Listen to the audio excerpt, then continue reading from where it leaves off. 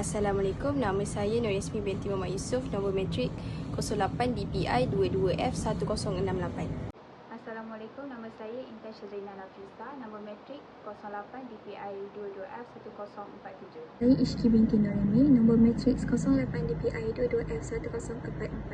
Assalamualaikum dan selamat sejahtera. Saya Wan Nur Farzana binti Wan Syahrul dan nombor matrik 08 DPI 22F1064.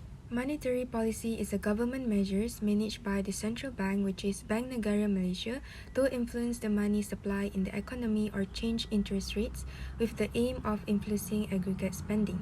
The central bank can influence the money supply through monetary policy tools. There are few monetary policy tools that can be used by the government, which include statutory reserve requirements, minimum reserve requirement, open market operation, bank rate or discount rate, and interest rate. The statutory reserve requirement is a percentage of special deposits by commercial banks and financial institutions in the central bank.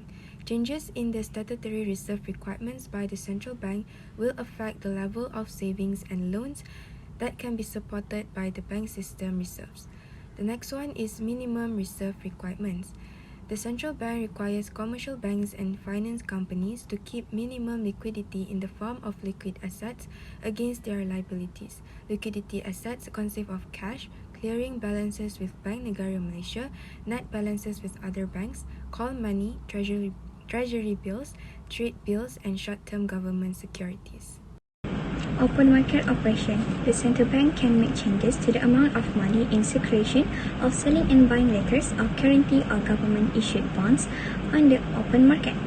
Bank rate or discount rate is the minimum rate of which Bank Negara Malaysia is willing to rediscount eligible short-term assets such as government securities.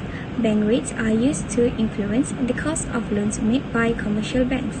Then, changes in bank rates will result in similar changes in other interest rate as the interest rate a commercial bank gives to its customers. Last but not least, interest rate. The central bank can make changes to the amount of money in circulation by selling and buying letters of guarantee or government-issued bonds on the open market.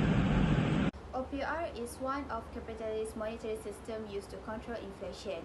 Is an overnight interest rate set by our central bank, which is Bank Negara Malaysia (BNM), that determines the rates of interest for financial institutions that lend each other money overnight. On a day-to-day basis, banks lend to have a changing level of cash reserve, dependent upon the lending activity of the bank, and the deposit and cash and withdrawal of its customer. In order to balance the available level of cash, otherwise known as liquidity, banks with large cash reserve on a particular day often lend to banks with a cash shortfall in order to ensure a stable and liquid banking system. BNMs increased the OPR rate to 2.75% because BNMs wants to avoid the case where prices keep rising at a fast pace for many items. This is worse when higher prices lead to higher wages, which then lead to higher prices again. Higher interest rate help to break this cycle. If BNMs waits until high inflation becomes out of control before they act, it will lead to worse outcome. By then, BNM will need to increase the OPR faster and by much more. This will harm household and businesses more, especially when it goes hand in hand with high inflation, which will hurt everyone's purchasing power and plunge the economy into a recession. So it is important for Malaysians' monetary policy to act early to prevent this from happening in the future. Third question is clarify on how the household and firm will be impacted by the rise in OPR. So in the household impact, when BNM raises OPR, however, bank interest rate will revise upward accordingly and thus making it expensive for consumer to get a loan. A higher OPR will increase monthly installment payment.